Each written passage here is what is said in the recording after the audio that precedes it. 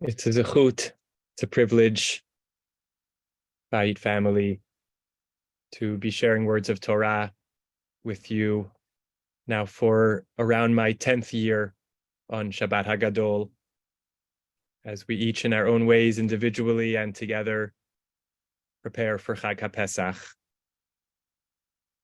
I saw Edith on, and this is Ward Wolf's tie. Edith and Ward have been regulars for many years, Shabbat Hagadol and Shabbat Shuvah, and amongst the many, many loved ones of all of us who I'm thinking about, Ward is so much amongst them. Hinei ma tov u'ma na'im, shevet achim gam yachad.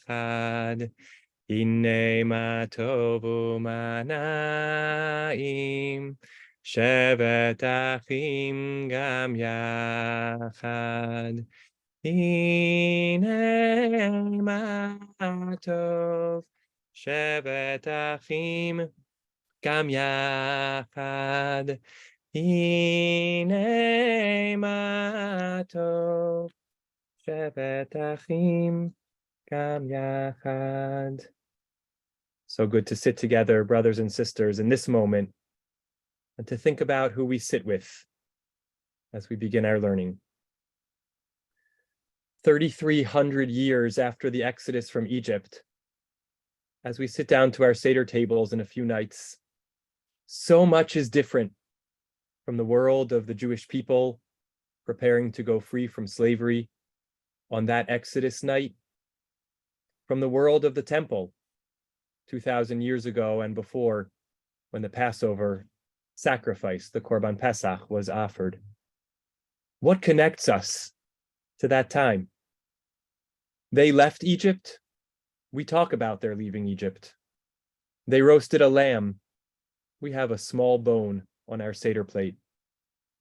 They put blood on their doorposts. We don't. Don't get me wrong. We are the progeny of those ancestors. Our ritual is a continuation of theirs. And so much of the Seder night is designed to connect us. But so much has changed. But there's one thing that feels to me alongside the matzah itself to be almost identical to what happened when the temple stood and what happened on the night of the Exodus. It's not the what that we do, it's the who. We bring family together if we are so blessed. We join with neighbors and friends. We intentionally create around our Seder tables a micro community on this night. The fact that the Israelites were specifically instructed to do this too, as we will learn, not coincidence. The fact that probably about 30% of Maimonides' laws about the offering of the Korban Pesach are about how to form the groups that ate the Korban Pesach is not happenstance. Who we do ritual with, who we talk to and sing with, who we ask questions to and study with around the Seder table is symbolic of the big question: who are in our communities, our groups, social, spiritual, familial? In a moment when our society and our country and our homeland, Medinat Yisrael, feel ever more divided into subgroups that talk at each other and not to each other, in a moment when I believe we are rebuilding again our definition of community and group emerging from COVID to figure out again how we spend time socially, religiously, this becomes an essential question. Who is in our group, our groups? Who is welcomed at our table? And, intentionally or not, who isn't welcomed? What are the parts of the resistances to inclusion that we can understand and honor, even as we strive to be as welcoming, as expansive as possible? And how have these definitions of groups, of communities, evolved from the Korban Pesach on the Exodus night to temple times to our Seders today? By studying the centrality of the who's at the table question, I hope we can emerge with some lessons. And speaking to myself, some challenges for today. So let's begin. Near the beginning of the Magid section on our Seder nights, in the Halach Ma'anya, we make some claims about who is welcome at our table. Claims that sometimes, if we dig into the words, may feel like nothing more than lip service. We read in source 1, I hope it's large enough to read and see. Halach Ma'anya, this is the bread of affliction, introducing the Korban, the matzah. This is the bread of affliction that our ancestors ate in the land of Egypt. And then we say, Kol dichvin yetei v'yechul. Let anybody who is hungry come and eat. Kol ditzrich yetei v'yifsach. Let anybody who needs come and join us on this Pesach. It sounds fantastic. We're opening up our tables, our homes, for anyone who needs. But I have a question. We're already sitting at our Seder table. Maybe it's a statement of our values, but do we really mean it? Who are we talking to? Unless we open up the door and shout it and someone happens to be walking by, are we really welcoming everyone at this point? It's a little bit too late. And actually, this line is even more complicated. If kol ditzrich yetei v'yifsach means all who need can come and join us in the Pesach, not the celebration of the Passover holiday, but the eating of the Passover sacrifice, why do we even say this today when we don't have a temple and a Passover sacrifice? This is, in fact, the point that's raised by the Shibbolei HaLeket, the medieval Italian commentary, in the end of source 2, when he says, Kavu'uhu b'Haggadah lezecher ba'alma. It was established in the Haggadah as a remembrance only, because it doesn't make sense to say today. We don't have a Korban Pesach. So it's like all those other things we do on the Seder night, the sandwich in remembrance of Hillel, the symbols on our Seder plate in remembrance of the sacrifices. We're not actually really inviting anyone because it's too late and there is no Korban Pesach. But there's another problem. Let's say it was the time of the Korban Pesach, and we were sitting down, having slaughtered the lamb and gone to a house in Jerusalem with family and friends and sat down at the table and then said, Kol ditzrich yetei v'yifsach. Anybody who needs, come on and join us. Didn't find a place yet for your Korban Pesach? Come to our table. Sounds amazing, but it doesn't work, says Rav Yeshaya Ditrani, 50 years earlier, an Italian medieval commentator who writes, seems to me these words are not the proper text since we no longer have the Korban Pesach. Va'afilu haya lanu ata Pesach, even if between now and this Seder night, the Beit HaMikdash is rebuilt and we start offering the Korban Pesach again, lo hayu mizamnin oto. We actually couldn't invite anyone in at that point. She'ein ha-Pesach ne'echal ela limnuyav kshehu chai. Because the Korban Pesach is actually only eaten by the people who signed up, who registered before the deadline, literally the deadline, the time at which the sheep had been slaughtered. If after that, when we're sitting down with the meat on our plates, we said, anyone who wants a part of the Korban Pesach, come on in and partake, they would be halachically prohibited from fulfilling their mitzvah at that moment because they weren't invited and they didn't register before we slaughtered the Korban Pesach. They couldn't join. This surprising halacha is codified in the Rambam, as I'll share my screen again and consider taking off my glasses while I screen share because I get a big blue glare. Source 4, the Rambam says, Ein shochatin et Pesach ela limnuyav. The Korban Pesach can only be slaughtered for those who were enumerated, who signed up to partake of it. As the pasuk in Exodus chapter 13 says, Tachosu al haseh. Actually, it's chapter 12, verse 4, not 13 as it's written here. In chapter 12, verse 4, as we will see a little bit later, says, you are counted on for the sacrifice of this sheep. Melamed shemitmanin alav kshehu chai. The Rambam says this means that you have to actually sign up while the sheep is alive. Once it's been slaughtered and we're sitting around our Korban Pesach tables, it's too late to join. You have to sign up before the deadline. Ve'elu hamitmanim ala Pesach heim hanikraim b'nei Chaburah. And the people who did sign up in time are called the members of the Chaburah, the participants in the group. So what are we doing inviting the people to join our Korban Pesach when it was actually too late for them to join? When we say, Kol ditzrich yetei v'yifsach, anybody who needs a Korban Pesach, come and join. It's too late if we're sitting around our Seder tables already. And why would we make this restriction to begin with? Why do we want to limit people from joining our table just because they signed up after the sacrifice was offered?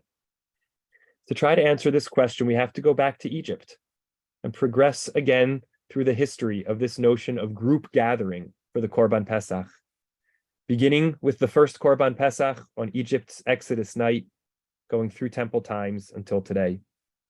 But to do so, we first have to set the scene of Exodus chapter 12, the chapter of our going free from Egypt.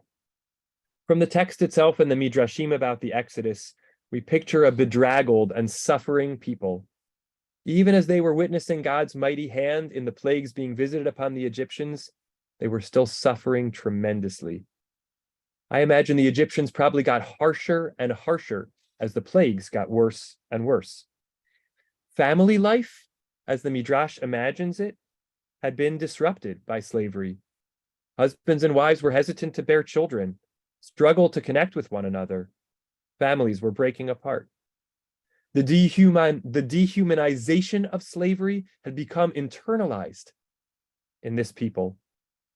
The people, the Israelite people, barely saw themselves as people, let alone as a people. God now turns to Moshe. Most of what the Jewish people have experienced of God until now has been God's hand being visited against the Egyptians. They haven't heard much from God directed at them. The beginnings of their deliverance have been brought about upon another people. Now God turns to Moshe and tells him to tell the Jewish people, it's time for you to take your liberation into your own hands. It's time to act. And Moses is told, together with Aaron, in the beginning of chapter 12. The Lord said to Moshe and Aaron in the land of Egypt, HaChodesh hazeh lachem rosh chodashim, the first revelation, the idea that you will now count time for yourselves. Dabru el adat Yisrael lemor, verse 3, speak to the community leadership here, maybe the whole assembly through their leaders of Israel, and tell them on the 10th month, v'yikhu lahem ish sela beit avot sela bayit. Every individual householder should take a sheep for their family, for their house. Alongside the revelation of religious time, there's a revelation about property. Imagine being a slave, you have nothing. And now you're being told, v'yikhu lahem, take something for yourself. And you know what you're going to do with one of the first things you've ever owned? You're going to sacrifice it to God. It's the lesson that property, that what belongs to us, ultimately comes to its fulfillment in divine service. Not in physical labor, not in back-breaking suffering, but in meaning-making and spiritual identity formation. So we have spiritual time. We have a spiritual relationship to property. Now comes a new relationship to people. V'yikhu lahem ish sela beit avot sela bayit. A person is supposed to take a sheep. And before we're even told what they're supposed to do with this sheep, we're told about who joins them in this experience. Sela beit avot, a sheep for your ancestral house. Sela bayit, sheep for your physical house. I think these two phrases are meant to be parallel. Your house probably holds more than just your immediate family. In slaves' quarters, there were probably multiple branches of the family cramped together in a very small space. Your whole Beit Avot, your whole ancestral family. Take a sheep for them. Sela bayit, a sheep for the physical space in which you live. We've actually heard very little about Israelite houses so far in the book of Exodus. We know about all the plagues visited upon the Egyptian houses. We know about the Israelites suffering backbreaking labor in the fields. We know about their crying out to God. We know about them as an undistinguished mass of people. But we don't know about their houses.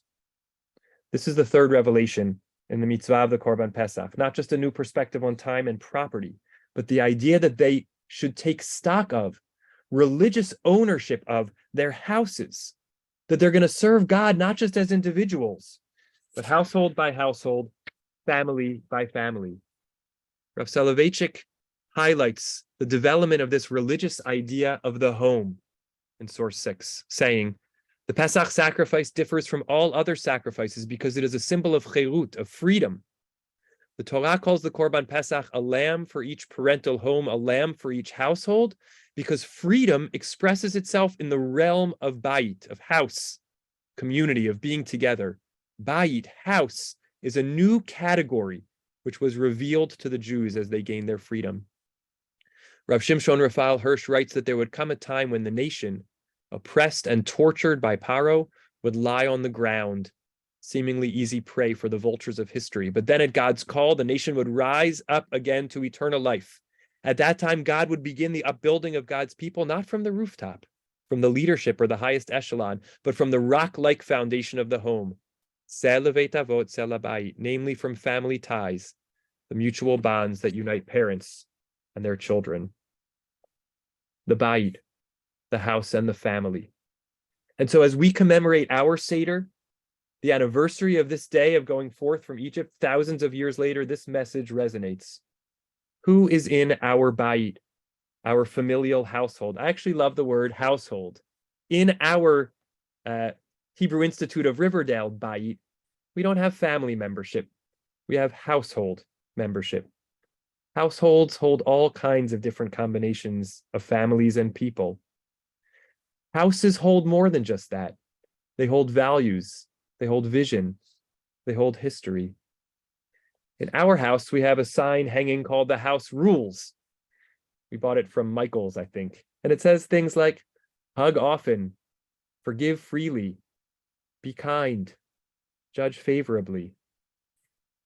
What if we sat down around our Seder tables on Pesach night and took stock of our bayit and asked, what are the principles, the guidelines that we aspire to have as the values of our home, of our family?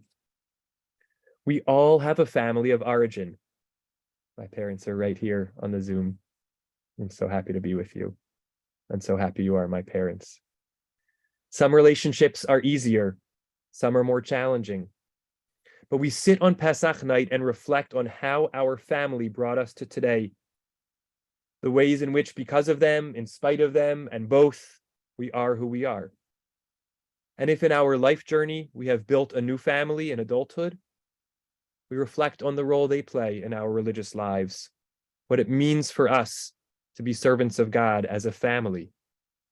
Judaism was born, says the Korban Pesach, with our bayit, our household, our family, its guiding values.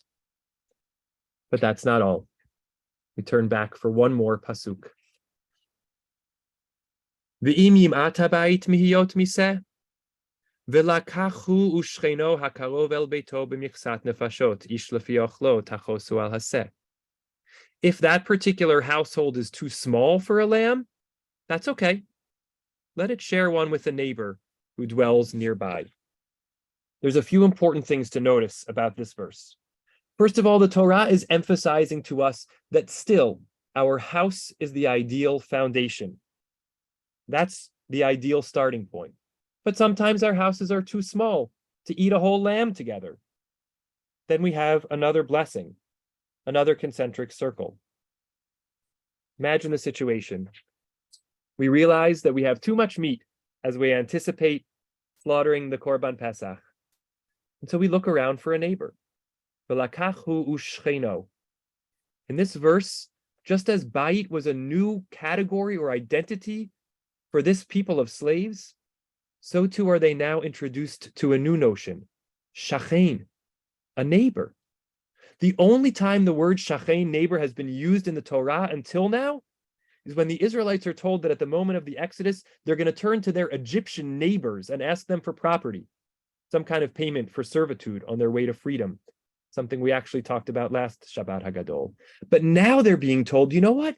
You don't just have families, homes, households, whoever's in there.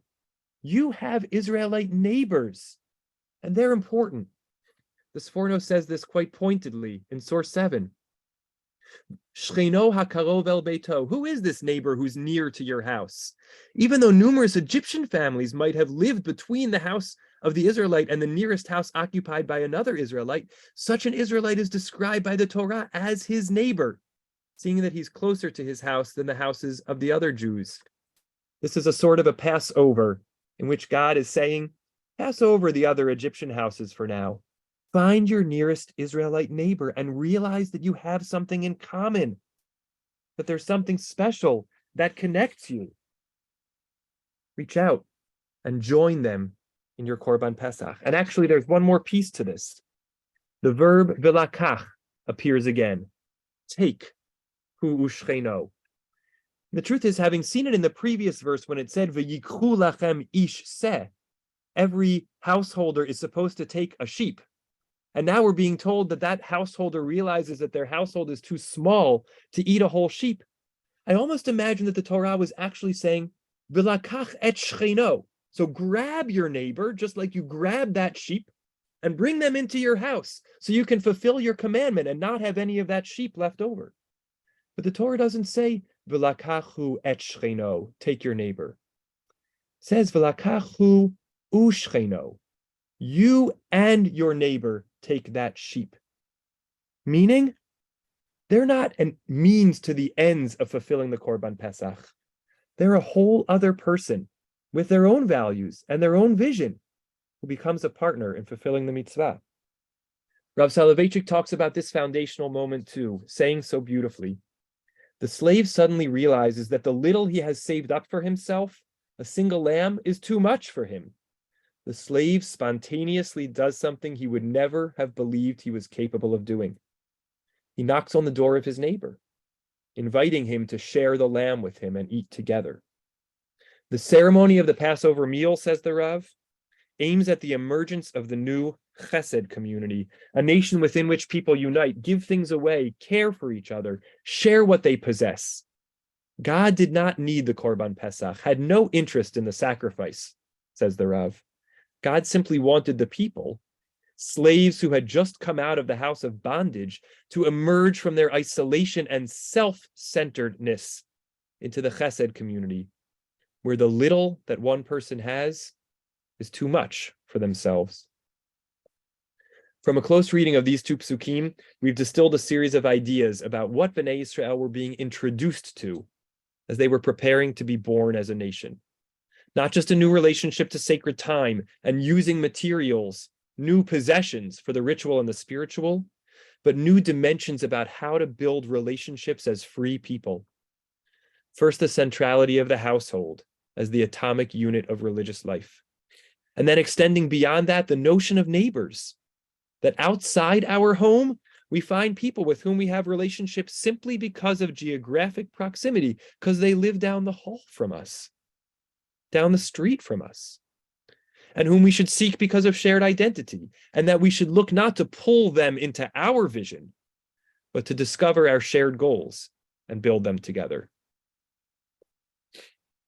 If the Torah's framework of the first Korban Pesach introduced primarily the household and the family, with a little room for neighbors when needed, the next layer of rabbinic interpretation and the way the sages crafted the company that we keep for eating the Korban Pesach in all subsequent years after the exodus from Egypt, shifts our focus about the structure of our group in some very important ways.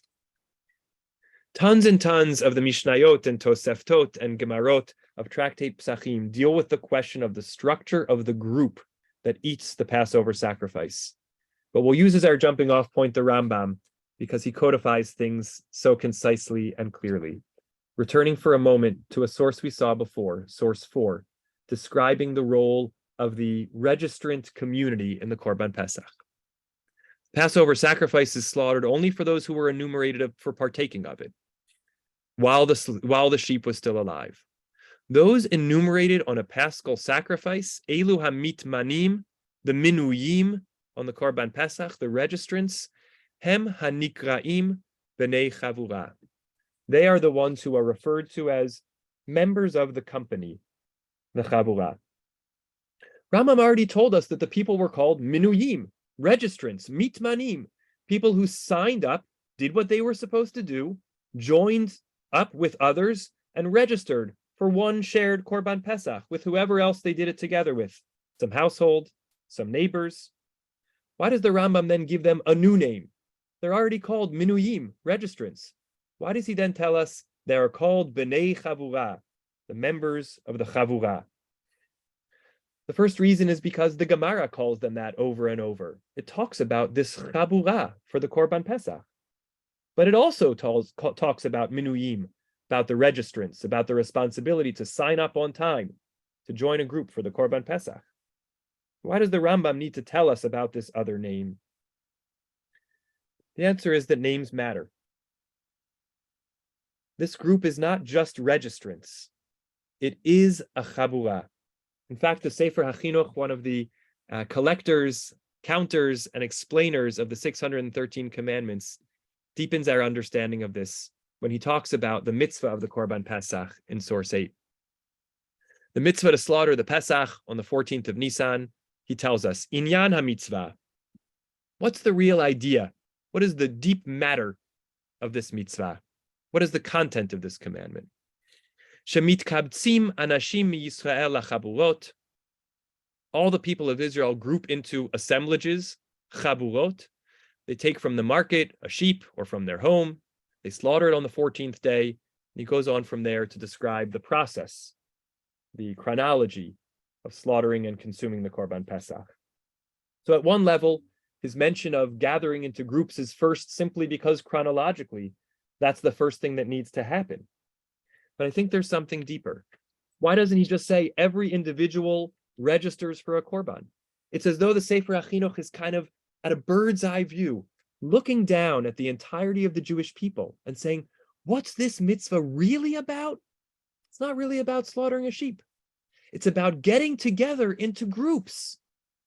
And when he says mitkabtzin, he doesn't then call them kivutzot, calls them chaburot. There's something special about this word. You know how Rav Avi has taught us that when we gather to pray at shul, it's not called a minyan, not the 7:15 a.m. minyan and the 9 a.m. minyan. It's called a tefillah, a prayer. Minyan is from the same root as minuyin, as signing up for the Korban Pesach. But what happens at the Korban Pesach is not about registering. It's about forming a chaburah. It's about creating community.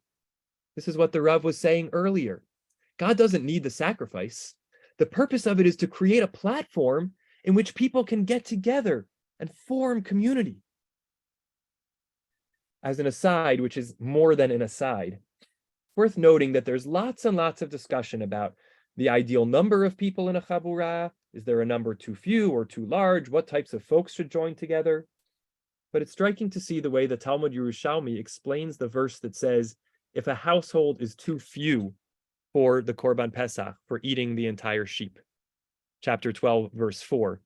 The Targum Yerushalmi says, V'in ze'erin inshe beita miminyan asara kemisat lemechol imra. It doesn't say if the household is too small to eat the sheep. He said if the people of the household number fewer than 10, as is needed to eat the sheep.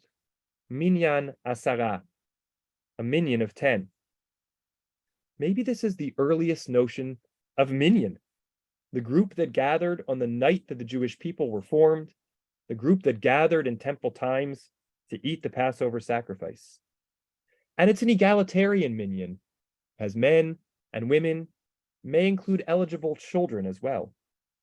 And I think it's here, that comment of the Targum Yerushalmi, to remind us that there are many different sacred ways and moments to gather in community, moments in which men and women equally form the quorum.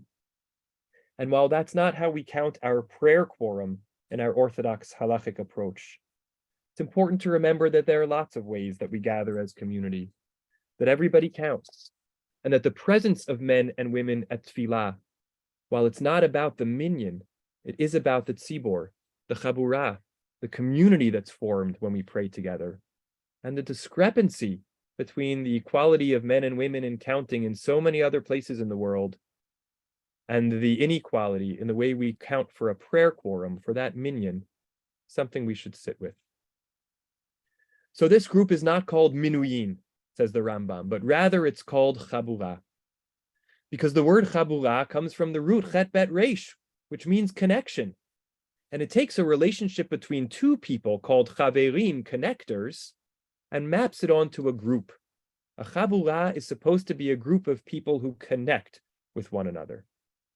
But to really understand what the idea of the Chaburah is about, we have to look at a few of its detailed halachot. Beginning with a debate about how the Korban Pesach eating community might have changed after the exodus from Egypt, when we shifted to the time of the tabernacle, the time of the Beit HaMikdash, to the new order of the Korban Pesach, not the one on the night that we went free, but the one over centuries and centuries of temple service. The one on the night we went free is called by the sages Pesach Mitzrayim. The Korban Pesach in all subsequent years is called Pesach Dorot, the Pesach of the generations. And the rabbis enumerate a whole bunch of differences between the one on the Seder night, on the first night, on the night of the Exodus, and the one for all subsequent years, Pesach Dorot. And they say in source 10, this from the Tosefta. The Mishnah lists a set of differences, and here the Tosefta does as well. Pesach Mitzrayim ne'emar bo v'lakachu shcheno. When it comes to the Korban Pesach on the night of the Exodus, the one that was offered in Egypt, as we read, it says that's supposed to include neighbors. Masha'in came to Pesach Dorot, but it never says that in the instructions of the Korban Pesach, which is offered in all subsequent generations. Maybe you're not supposed to have your neighbors. Maybe it's supposed to just be your household, even if that means everybody has to eat a heck of a lot to get through the whole lamb together. Rabbi Shimon disagrees and says, Omer ani af Pesach Dorot kain. No way, to the anonymous first opinion. For sure, in the Pesach of all subsequent years, you include neighbors. V'kol kach lama? Why is that so important? Kedei shelo yaniach adam shcheno hakarov el beito v'yelech v'yaseh et pischo etzel chavero. So that a person not leave their nearby neighbor and go have the Korban Pesach with the friend they already have somewhere else. We have to include our neighbors so that they're not left behind, that we don't prioritize our friends over the people who just live near us, so that we fulfill the line in Proverbs, Tov shachen karov me'ach rachok. A close neighbor is somehow even better in certain circumstances than a faraway sibling. What's Rabbi Shimon getting at here? His words are so beautiful. He's telling us that it's definitively and urgently important that the post-Exodus Korban Pesach of every year include neighbors. Because if it didn't, we'd be doing another Passover, passing over our Israelite neighbors to go hang out with our already friends. That passing over is antithetical to the definition of the Chaburah. And it's striking because Chaburah comes from the word chaver. So I would think I'm supposed to do it with my friends. But that's the point. The Chaburah is not about getting together with your already friends. The Chaburah is about inviting your neighbor and becoming friends. It's not about getting together with your already friends. It's about inviting your neighbor and becoming friends. This is the first central message of the rabbinic idea of the Chaburah for the Korban Pesach. While maybe Pesach in Egypt was family-focused, we had to start small and build. Pesach of all subsequent years demands that we proactively examine our immediate environment, look for neighbors to join us. It sounds from Rabbi Shimon's language that the inclusion of the neighbor over a faraway friend isn't even just so that you have enough people to eat the Korban Pesach. It's an affirmative dimension of his vision of the Chaburah, bringing neighbors to become more like friends. The Mechilta, the ancient halachic midrash, examining the verses about the difference between Pesach in Egypt and Pesach for the generations, drives this point home even more strongly.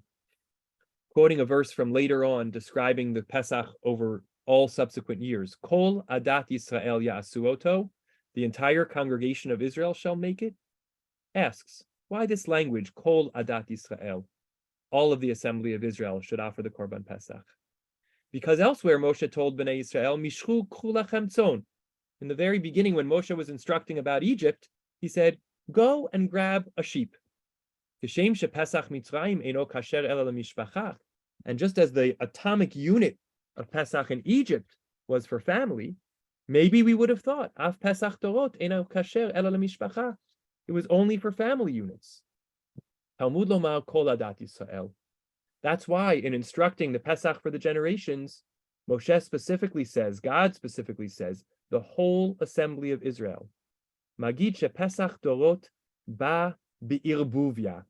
To tell us that the Pesach of all generations has to be experienced bi'irbuvia, in a mixture, in a conglomerate, in a messy group of people, diverse, different, coming together. So from the Chaburah of making sure you include your neighbor, now we've expanded to some sense of an unbounded, uncontrolled mixture of folks.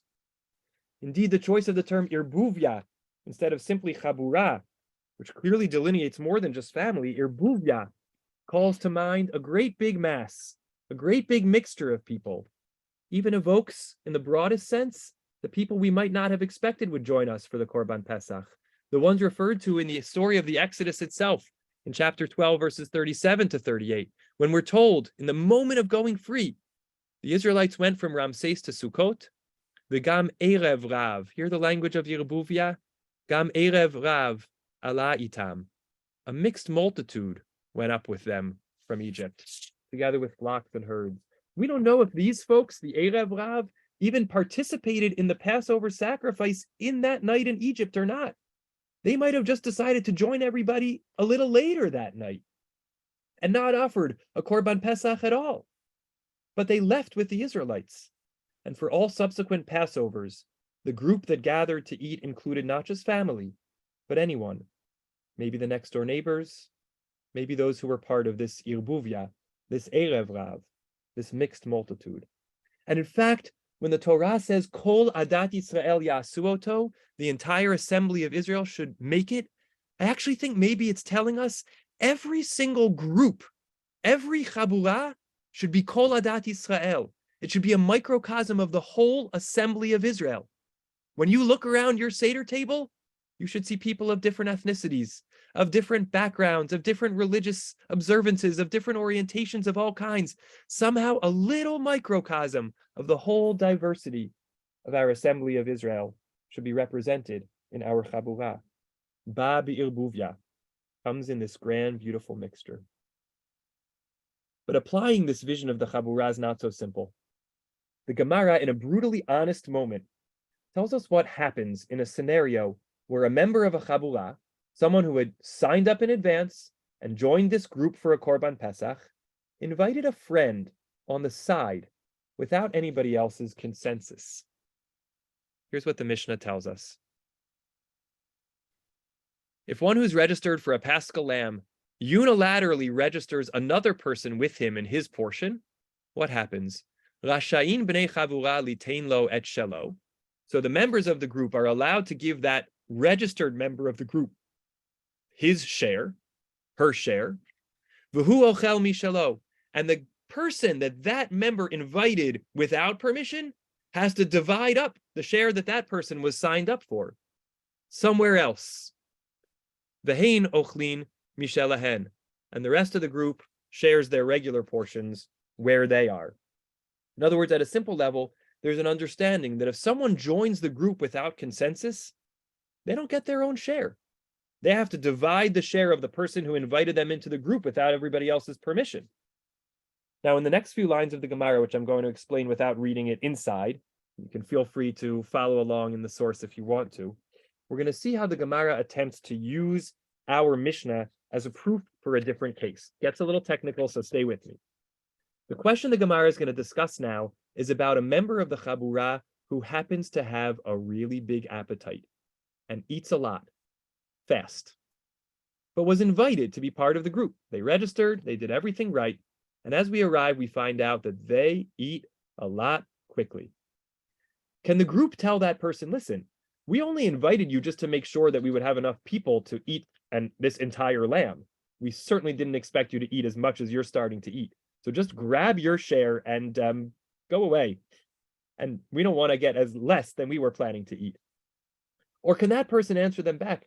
You didn't tell me how much was going to be allotted to me when you invited me. You just invited me. So I should be entitled to eat to my satisfaction. Which is it? Can the hearty eating guest have as much as they want because they were invited? Or can their quota be limited because the members of the group didn't anticipate that they would have such a hearty appetite. The Gemara, in attempting to answer this question, quotes our Mishnah that we mentioned above about the person who invites someone without permission of everybody else, and tries to infer from that case to the one of the big hearty eater who was invited. And the Gemara says, since in the case of our Mishnah, the group member who invited someone without everybody else's permission has to divide their own share with their non-consensus uninvited guest, it demonstrates that we actually can control the group. We don't let people partake fully just because they have been invited. And that big appetite guy is only entitled to their share, not more. But the Gemara rejects using our Mishnah as a proof for the case of the hearty appetite guy, using the lines at the very bottom, saying you can't infer from one case to another. We can't compare one person who just eats a lot but was invited with the group's permission to someone who wasn't invited with the group's permission. In that latter case, we can limit our participation, saying, as the underlined lines say, Lo nichalan inish nuchra gaban. We're not interested. It's not pleasant or comfortable for us to have a stranger eating with us. In other words, we can say to somebody who was a member of our group and then invited someone without our permission, listen, friend, you can come, but the friend you invited won't be so pleasant for us to have them there, so comfortable to have them join us. They are a nochri, a stranger. This is actually the term that's used for non-Jew, the ultimate stranger in a Jewish halachic sense. They are a stranger, and we don't do strangers at our Korban Pesach table. I want to stay on this word nochri for a few moments. When Yosef's brothers come to find him in Egypt, ostensibly coming to find food, and they encounter him not knowing that it's him, but he knows that it's them, the Torah tells us, Vayar Yosef et Echav, Yosef saw his brothers, Vayakireim, and he recognized them. Vayitna ker alehem, but he estranged himself. He made himself a stranger to them. To teach us that even people we know sometimes can be strangered by us, or stranger themselves to us. Who are these people? Our friends' friends, that we might decide it makes us uncomfortable to have them at our Seder table, at our Korban Pesach table. Maybe they're people who've fallen on hard luck and appear disheveled, don't speak the way we do, don't eat the way we do. Maybe they're people who are going through a different time, a difficult time, even if they're our friends. And they would be a downer at our Seder table. Or we're just not sure the right words to say at this moment. It's supposed to be a happy holiday, and maybe it would hurt them if we went about our way joyfully. So better not to invite them, rather than have to navigate the social awkwardness of feeling like we're in a really different place than they are. When the Rambam Maimonides talks about Simchat Yom Tov, the joy of a festival, he describes it as having a meal at which we invite family and community. And he says, we don't open up our homes and our tables to include the widow, the stranger, literally here the word being ger, the fatherless child or the orphan, then we haven't actually made Simchat Yom Tov. We haven't included them. That's not the joy of the holiday, says Rambam. It's Simchat Kreso. It's just the joy of your belly. When the Rambam lists the people he feels should never be locked out of our homes but invited, he refers to a group called Marei Nefesh, those who are of bitter spirit. They might not be economically vulnerable. They might not be socially vulnerable. They might be our friends. But at this moment, they feel to us like nochrim, like strangers because they're in a different emotional place. They're going through something tough. We can't figure out somehow how to get comfortable with having them at our table. Maybe they're a nochri because they've gone through a life change of some kind, making them seem less familiar, made a different life choice than us, even though we're friends. So suddenly they seem stranger to us, and we're not sure how to welcome them to our table. There are many people, thank God, in our community who literally cannot understand what this Gemara is saying. Their reaction would be, you're bringing me a stranger at the last minute? Someone going through a difficult time? someone who doesn't fit in somewhere else, fantastic. Nothing would be more wonderful, more nicha, more comfortable at my table than to welcome them. And then there are the things that are challenges for the rest of us, who say to ourselves, look, I want to be hospitable. I want to be welcoming, but I was just envisioning a different vibe for this particular Seder. And having that person or that family, it's going to mess with the social dynamics, the food preparations, and that's not fair to everyone else who was invited. Lo nicha, it's just not comfortable. I feel badly, but I don't think this is the right year. And so we find a way to sheepishly say, I think the table's a little too tight. Could we help you figure something else out? Or we do welcome them, but we seat them at the end of the table. I remember a Pesach not too long ago when someone appeared at our door. Based on the guests that we had and their particular needs, limitations, and challenges, and based on this individual who was a near stranger to me, I worried that our whole Seder would be upended if I welcomed them. And I said, we don't have space. We literally were actually out of chairs. But that wasn't all I meant. I made a difficult decision, and I still think about it. I'm not sure it was the right one. Maybe it would have been better to be lo nicha, a little less comfortable for me and everyone else, and welcome this person to our table.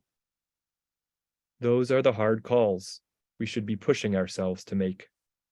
The Gemara is not judging this sentiment.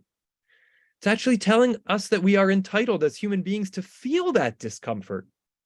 But it's also asking us to hold up a mirror to it and say, what are those fears? What are those discomforts? And do we want to live with the statement, it's not comfortable to have this stranger at our meal? Is that what we want our annual commemoration of national formation to look like? Maybe not this year, but another year. Maybe this year, but not another year. Maybe always or maybe never. Because what our Chaburot look like will say a lot about what our nation looks like. In fact, let me say this here. Although the Haggadah is remarkably quiet about our relationship to Eretz Yisrael, it undoubtedly points us, L'Shana Haba B'Yerushalayim, to that as the ultimate fulfillment of the journey that we started when we left Egypt. And this wisdom, the need to incorporate the person, the point of view that feels strange to us, that makes us uncomfortable, is obviously desperately needed now. It's true in America and it's true in Israel. And it's been true for a long time in those places, but Israel's day of reckoning about this question feels like it's now. The Chaburot of the different segments of Israeli society have been built up by their respective homogeneities, whether ideological or ethnic or class, become entrenched in their positions that have come to a head over the judicial reform debate in the last weeks, even though that's not all it's about. And even as we could celebrate different groups who might disagree with each other in other ways coming together in protests, the lines were still stark. Someone told me about one protest that they went to, couldn't agree with the person holding the sign on that side of me, and I couldn't agree with the person holding the sign on that side of me, but we were still standing on the same side of the divide. I don't mean to suggest something as simple as saying that getting people from the different sides to share a piece of meat will solve the problem. And as you know, I'd vote for something other than meat anyway, falafel or vegan shawarma. But I do think it would go a long way. Not sure exactly what we do from here to support what's happening there, but we can try to perpetuate that ethic and practice in our own homes and communities and advocate to see it in Medinat Yisrael, and hope that whatever negotiations between the sides there are begin with truly trying to hear and understand the other.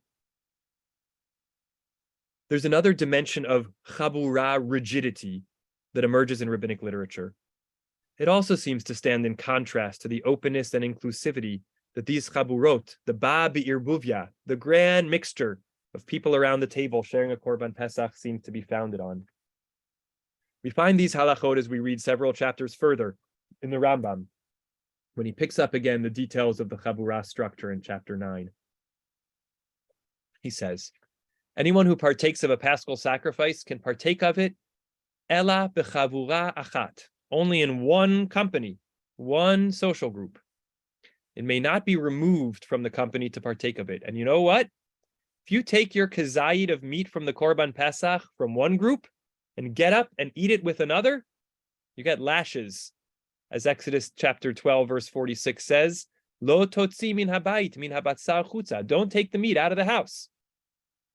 Not only that, let's talk within the house. The Rambam says 2 halachot later. When there are 2 chaburot eating their Passover sacrifices in one house, you have to delineate the borders between the chaburot with a partition, put up a mechitza between these 2 Korban Pesach eating groups. When the pasuk says don't take the meat outside, it doesn't just mean out the door.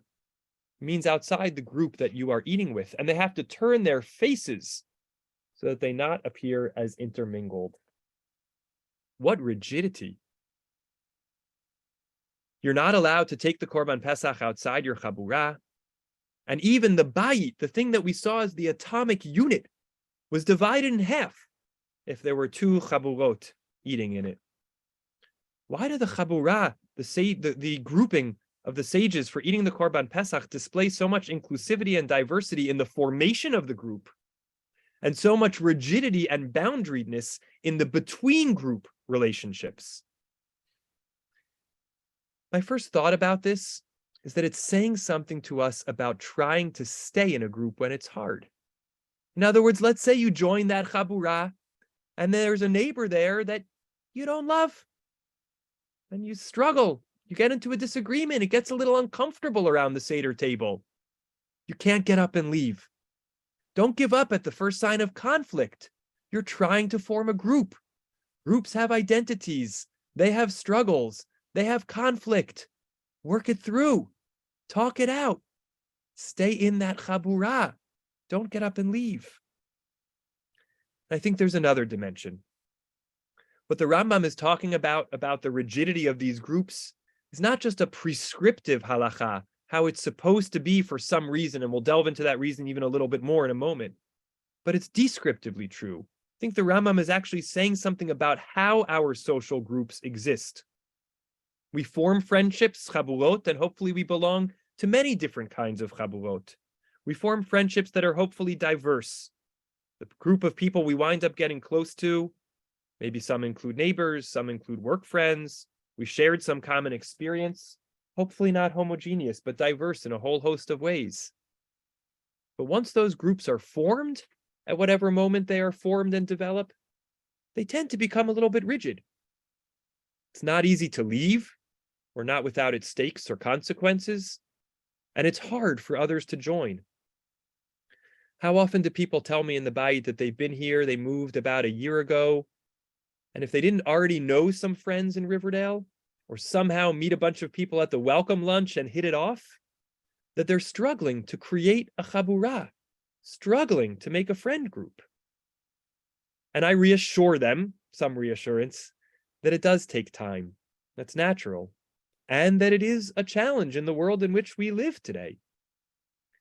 There's a difference between getting a welcome to the community Shabbat invite or 2 or 4 when new to the community, which is amazing and important, and actually joining or forming a chaburah. Now, maybe the rigidity that we experience fills a need for all of us in the group. Reliability, stability, security. If we're equally friends with every single person we know, we're not really friends with anybody we know. We have to create stable social structures. The people who are most likely to be there for us in a time of need. Those little tight groups formed around a common affinity or interest, even if they're tremendously still diverse in other ways. We have to lean into them. We have to put something into them as opposed to somewhere else. But we also have to make sure new people can join. When does the closeness of a social group move from closeness to closedness? From closeness to closeness? And when does that become a problem? Now, there are 2 more things we have to acknowledge about this chaburah structure before we come to today and to our close. The first is that maybe all this strange rigidity about having to sign up in advance and not be able to move from group to group serves first a formal purpose and then a deeper purpose. The formal purpose is the fact that we need to set up our groups in advance because we have to make sure that the mitzvah is done right. The Korban Pesach has to be eaten in its entirety. We're not allowed to leave any over until the next day. So we have to make sure in advance that we have the right group of people to eat the whole lamb. Not only that, don't think about it from the lamb's perspective. Every individual person needs to make sure that they join up a group and have a kazayit, an ounce's worth of the meat, in order to fulfill the mitzvah. So there's an anxiety about getting this biblical commandment done right that's reflected in the requirement to do it in advance. Sign up first. Don't leave it to chance on that last night. Prepare to make sure that every lamb gets fully eaten and every member of the community of Israel has a lamb to partake in. So we actually have to plan in advance. There's flexibility in the way the groups are formed. Some could be smaller, some could be larger, but we can't leave it to the last minute. That's ostensibly why the Chaburot are required, why everyone has to join in advance. And maybe then it's not so much exclusive in its rigid requirement as it is inclusive, because it demands that advanced planning to make sure everyone has a place so that the mitzvah can be fulfilled. When we sit down at Halach Ma'anya and say, Kol ditzrich yeteva yifsach, we can't leave it to the last minute. We have to plan in advance to make sure that these beautiful chaburot can be intentionally formed and the relationships in them can be built. Maybe the best analogy I can think of is seat assignments at a simcha. Why don't we just save ourselves a lot of time and headache and make it open seating? Everyone will have a spot, or will they? When the family of 5 walks around and there's only 4 open seats, 3 open seats at each table. When your guest, who you know from a previous job, but nobody else in the room knows and is there for your simcha, but isn't going to sit down at your table, and looks around to find someone they know and don't have anyone, what are they supposed to do? So we plan in advance and we create these little chaburot of people, some of whom know each other and some of whom don't. Some of whom have a great time at their table and some of whom don't. But they sit where they're assigned and they lean into the chaburah. Because we plan in advance, everyone has a place. And according to Avot Rabbi Natan, a midrashic commentary of Pirkei Avot, something miraculous happens. In source 16, we're told, Asara nisim hayu na'asim beveit hamikdash. In the time the temple stood, there were 10 miracles that took place.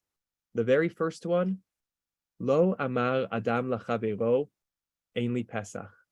No one ever said to another, I have no place to go for the Korban Pesach.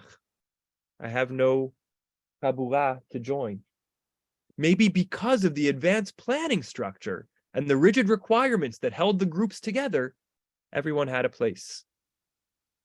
But if it was just because of the advanced planning structure, why did Avot Rabbi Natan have to call it a miracle? Because it's not obvious, not just logistically, but socially. Not obvious that everyone finds a group to join. Not obvious that people make room for each other, take in the neighbors who are strangers, make those communities of seeking connection and friendship. Not obvious that it would happen even for one night, but miraculously it did. Maybe just a little bit, the whole Jewish people looked a little different the next day. Somebody ran into someone on the street that they had never met before until the night before and said, hey, I remember you from the Korban Pesach last week, and smile, remembering the warmth of that shared evening of community and conversation and religious ritual and connection. The humanity of the other persists. That's a miracle. And we try to host these once or twice a year at the Bayit. We literally call it Shabbat Chibur, the exact same root as Chaburah. And it's precisely for this purpose. We ask people to sign up to host or be hosted by people they haven't met, to form Chaburot. Because our Bayit, our Hebrew Institute of Riverdale Bayit, though we may call it a Bayit, is a lot bigger than one lamb's worth of people. And to create any sense of cohesion, of community that's personal, alongside the moments where we all pray together, where we all sing together, we have to start with Chaburot. A nation can't be built on individuals alone, on families alone, or on mass gatherings alone. It needs micro-communities, sub-communities. So it is for a shul. We have to get together over meals of folks who might not otherwise know each other and make those relationships. And you don't have to wait for name tag Shabbat when we gather around little tables at Kiddush and get to know each other, or Shabbat Chibur to do this. Ask a member of the clergy team anytime. I'd like to host or be hosted by someone I don't know from the Bayit. Could you help me make that connection? Or, I'm a little embarrassed to say it, but that guy or gal who sits one section over from me, who I've seen for 4 years, I don't know their name, and I'd like to know if they would want to join me for a Shabbos meal. Could you make the connection? I want them in my Chaburah. What I hope we've learned from the rabbinic model of Chaburot, built on the original psukim, but developed and naturally different from Pesach Mitzrayim, the Passover sacrifice of Exodus night, to Pesach Dorot, the Passover sacrifice over temple generations, is the power of the structure of the rabbinic Korban Pesach Chaburah. It brings households together affirmatively. It envisions an irbuvia, a grand, diverse mixture of people, a microcosm of our people, who might not otherwise be combined, but who prioritize shchenim, people in geographic closeness, over close friends or non-household family. Yes, the Chaburah structure exposes and invites us to dig into our resistances to inclusivity, the ways in which people we don't know well can elevate our discomfort, the ways in which strangers or friends who have become strangers in some way or another, the ways in which community members who once seemed familiar and now somehow on some axis feel a little more foreign because of something going on for them or something going on for us, the way we have to wrestle with that. It shows us the strength of social groups for providing security and stability, and also shines a light on the ways in which they erect barriers, intended or unintended, between the people in the next group over. And it reminds us that a Chaburah provides an infrastructure, even if just one night a year, and even if it takes a miracle, that we realize our dream, that everyone have a place. And then the temple was destroyed. And among the many cataclysmic consequences was the need to re-envision the anniversary of our nationhood, the holiday of Pesach. For a little while, by some, the Korban Pesach continued to be offered, but quickly the rabbis and the sages understood that a new paradigm was needed. And the Seder night developed. It had many discontinuities from the rituals of the past, but other new ideas, symbols, and remembrances to connect us to the past. And along with the disappearance of the Korban Pesach was the disappearance of the Chaburah. All those rigid rules for signing up in advance, for not moving from one place to another. And also what disappeared was the push for advanced preparation and organization that was designed to ensure that everyone should have a place. And something else fell away. The exclusion of the people whom the laws of the Korban Pesach barred from participating in the central ritual of the night. The ones who were ritually impure and couldn't offer the Korban Pesach. The ones who were uncircumcised and couldn't offer or partake of the Korban Pesach. The people too ill to consume even an ounce of meat now could all come as equals to the Seder table and participate in the Pesach night ritual. But the notion of the Chaburah did not give up so easily. In the early phases of the exile after the destruction of the Second Temple, as the Seder developed, in the ambient environment of the Jewish people was the Hellenistic symposium, a gathering of people to discuss philosophical topics of meaning, to cogitate and meditate on them, with a complex set of courses of appetizers, reclining on couches, drinking cups of wine, some things that sound familiar. And as scholars have debated whether and to what extent the Seder absorbed dimensions of the symposium, they have noted profound differences between our Seder ritual and the symposium that was surrounding it in the culture. Professor Joshua Kulp, whose Shechter Haggadah is one of my absolute favorites, in an article written a couple of decades ago, writes, the two differences between the symposium and our Seder that seem most convincing are the mandated participation of all social classes, the idea that the Seder is not for the elites like the symposium, but for all people, and the forbidding of the afikomen, understood as Greek after-dinner revelry. What does he mean? When the Mishnah in Pesachim says, Ein maftirin achara Pesach afikomen, that you're not allowed to have any afikomen after the end of eating the Korban Pesach, the Talmud Yerushalmi explains that what's being discussed here is shalo yehei omeid me chabura zo v'nichnas lechabura acheret, that a person should not get up from one group even after everything's finished and join another group, that something of the group integrity remain intact. And as the Seder developed, even without the rigid restrictions of the Chaburah in the time of the Korban Pesach, it preserved that notion. Stay with the people that you're with till the sweet end, till the very last song is sung. And so two of the strongest preservations of the inner identity of the Seder that resisted merging or overlapping with the predominant cultural meal structure of the time are the ones that relate to the religio-social power of the Chaburah, the insistence that people of all backgrounds and classes participate together, and the importance of group cohesion. And one last trace of this structure remains in the halacha as well, as we see in source 17. The Shulchan Aruch here is talking about the idea that, here in source 17, the Shulchan Aruch is talking about the idea that one is not allowed to eat the afikomen. This is after the destruction of the temple, long after. One is not allowed to eat the afikomen in two different places. Why? Because the afikomen is a zecher, a remembrance of the Korban Pesach. And as we know, you're not allowed to eat the Korban Pesach in two different places with two different groups. Now the Shulchan Aruch, which is as it's being understood by the Ramah at the end of source 17 here, and so when it says one who sleeps during the meal and wakes, actually the Ramah is saying means one who falls asleep during eating the afikomen and wakes. One who falls asleep during eating the afikomen and wakes does not return to eat. Why? Because it's essentially as though you're eating your afikomen in two groups. Your before nap and your after nap. Yes, it's the same people and it's the same place, but it's like two whole different experiences.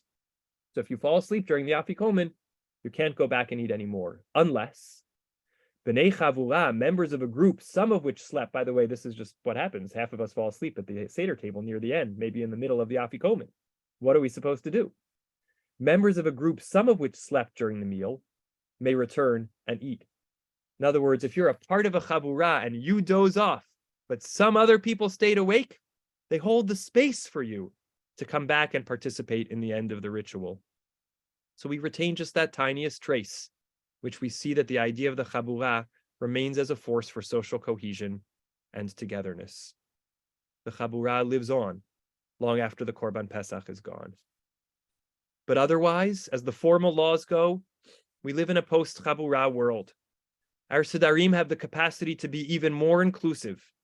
And as we do that, we have to strive to hold on to the cohesion and planfulness of inclusion, advanced planning that the Chaburah represented.